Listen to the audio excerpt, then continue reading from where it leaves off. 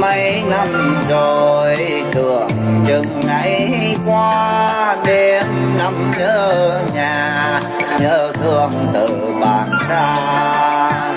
Bạn vào rừng sâu ấy ra vùng dõi đã thương tiếc một đời qua.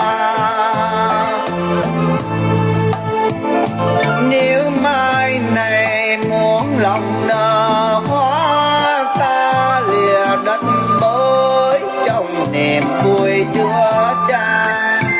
Quê hương yêu dấu với con đường tên ta đừng mừng đón ta về. Nếu mai này muốn lòng nở hoa ta lìa đất mới trong niềm vui chưa chan. Quê hương yêu dấu